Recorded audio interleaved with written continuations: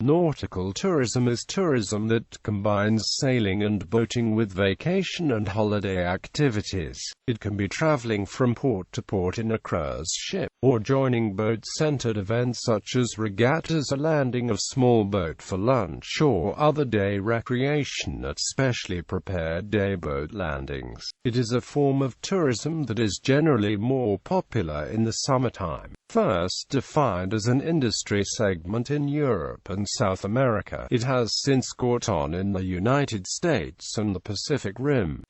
Many tourists who enjoy sailing combine water travel with other activities. Supplying the equipment and accessories for those activities has spawned businesses for those purposes, with many nautical enthusiasts living on board the vessels even in port. As nautical tourists bring demand for a variety of goods and services, marinas developed especially for nautical tourists have been built in Europe, South America and Australia.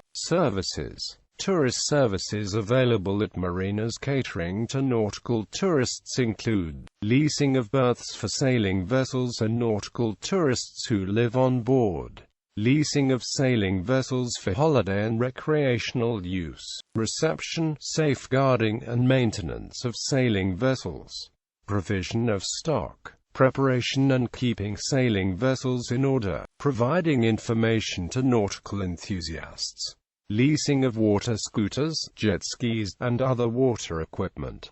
By region, nautical tourism in Europe and along the Mediterranean coast among the more interesting locations frequented by nautical tourists. Greek islands and the Croatian coast offers services at more than 50 ports, touting it as Mediterranean as it once was. Greece's efforts have been so successful they have been offered to the tourism industry as a model for sustainable nautical tourism. During this year's Adriatic Boat Show, the official ceremony of opening the construction site of Marina for mega yachts has been held. Marina Mandalina, an AMP yacht club, situated in Šibenik, in 2011 will be able to accept 79 yachts up to 100 meters in length and provide them a complete service. Italy has gone to great lengths to attract boating tourists to its ports as well. Water tourism in the Netherlands. Water travel used to be the only form of transportation between cities in the Netherlands. Since improvements in the road and rail structure, less and less commercial freight water traffic is using the water. In the latter half of the 20th century, the growth of water tourism exceeded the amount of freight traffic, and older cities whose ports were long disused refurbished them for water tourists. Water tourists are a strong lobby for protecting old water routes from being closed to fill. Both refurnished antique canal boats and modern rondvaartboats are available for tourist day trips in most Dutch cities. A steady tourist industry has kept both the old canals of Amsterdam and their canal mansions open for water traffic. The popularity has introduced water traffic safety laws to ensure that the commercial passenger boats have right-of-way over private skiffs and low yachts, while preventing fatal accidents. To reduce the less desired side effects of popular water tourist spots, the public awards stimulate sustainable tourist innovations, such as the Eden Award for the electricity-propelled tourist boats in De Weeren National Park. Nautical tourism in the Pacific. Australia has invested $1.5 billion in facilities designed to attract nautical tourists and promote development of nautical tourism as a segment of the tourist trade. Nautical tourism in South America, a growing worldwide industry segment. Nautical tourism has become popular in South America. The Brazilian Ministry of Tourism has a website devoted to the subject.